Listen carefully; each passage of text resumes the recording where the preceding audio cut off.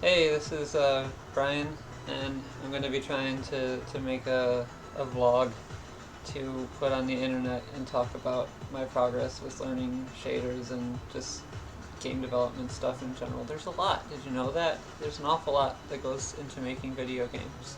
So let's try to tackle some of it, shall we? Um, Little backstory, I've been working on this game for about 3 years now, but mostly like back end stuff. And now that I'm doing graphics and shader work and learning shaders, there's like, visual feedback to the actual work that I'm doing. And it's a lot easier to talk about than just like random code shit and like back end structure. Um, so yeah, uh, let's start, shall we? Isn't that what this video is about? Okay, so this is what this model looks like in vanilla form, basically. It's freely available on Mixamo. It's the Vanguard model. That's what they call it on Mixamo. And my game is a sci-fi game that's set on an alien planet in space. So he's in my game he plays the role of generic spaceman. I'm not really that good at making my own models or anything really. So that's why I'm using Mixamo. So we'll get there eventually.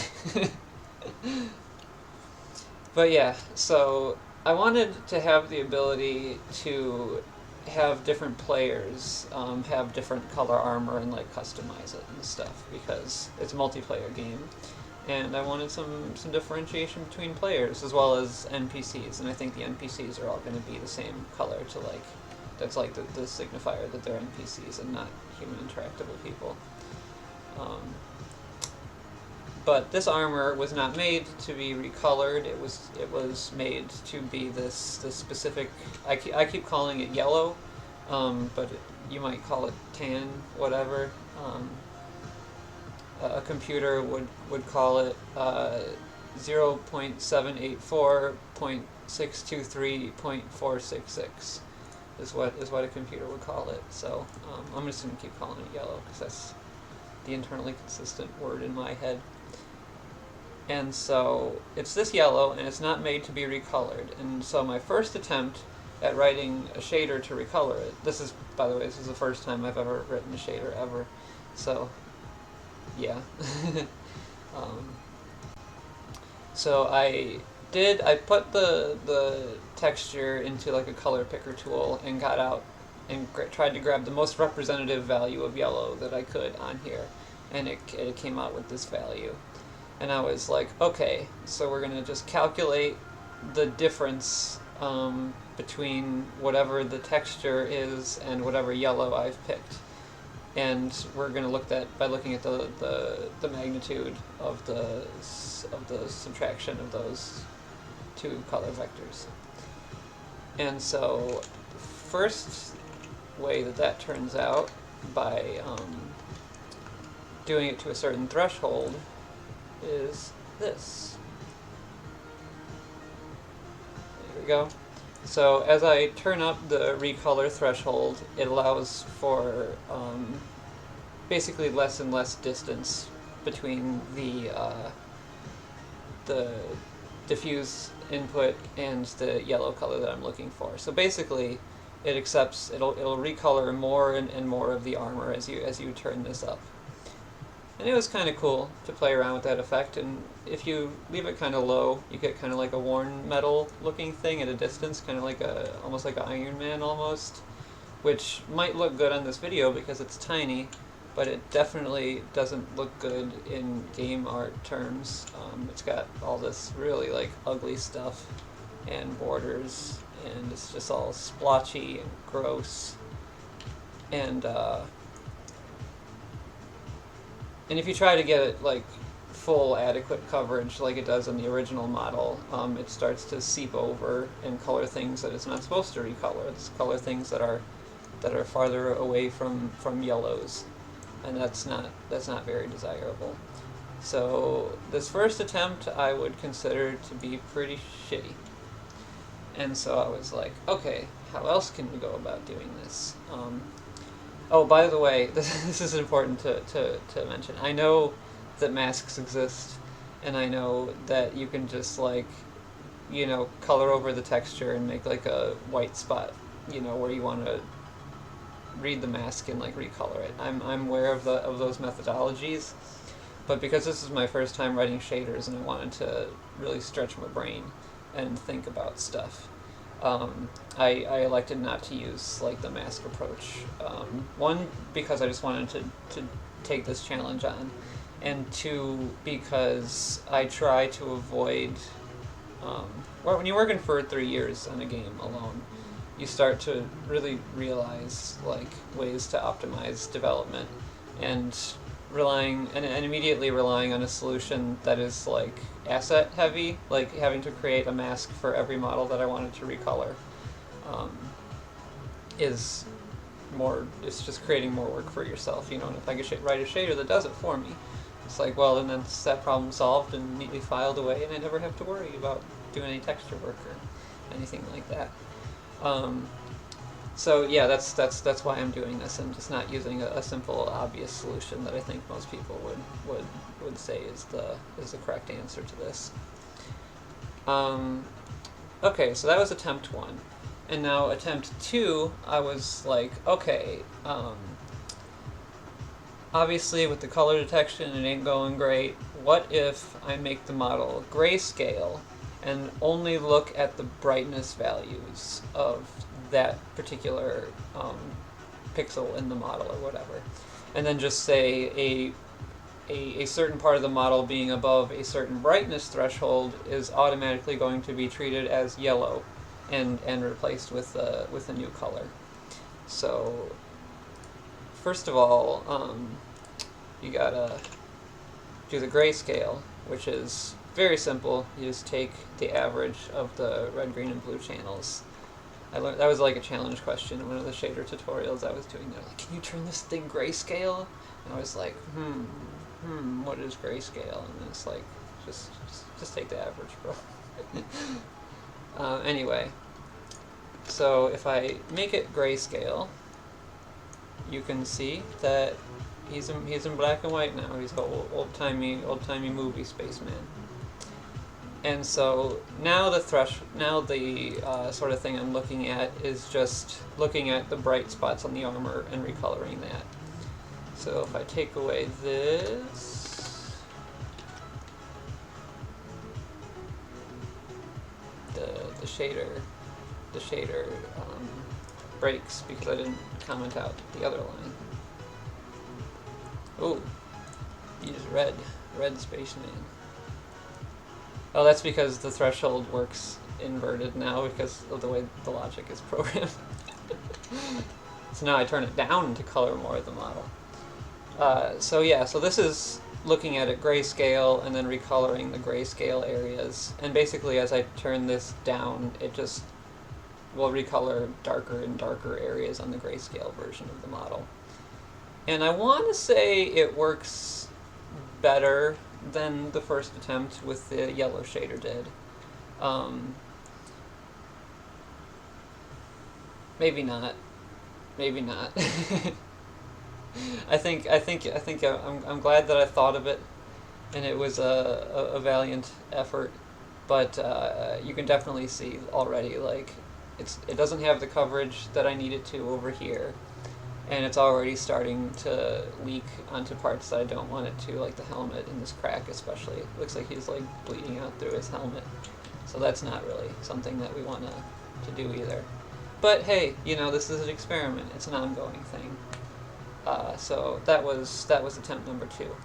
Now attempt number 3 was the one where I was like, okay, I know I'm going to have to do some sort of processing on the input color in order to like really figure out which areas to recolor. And I started asking myself, well, the first attempt was based off of like a hard-coded yellow tannish value. And I was like, okay, self, what is yellow? And yellow is red and green, and very little blue. And so that makes sense, And so I was like, okay, well, what if I just introduced two new terms into the material properties. One is RG which looks at the ratio between red and green, because red and green is yellow, not red and no green, that's just red. And then the other term, RGB is the difference of the average of the red and green channels with the blue channel, to just like look at the relative, places. And I'm in my head, I imagine all these as just like little bars of color. That's like a little graph of the values of the vector. So I put on that system. Boom. And definitely want to save this value. But so as I turn it up, or down rather,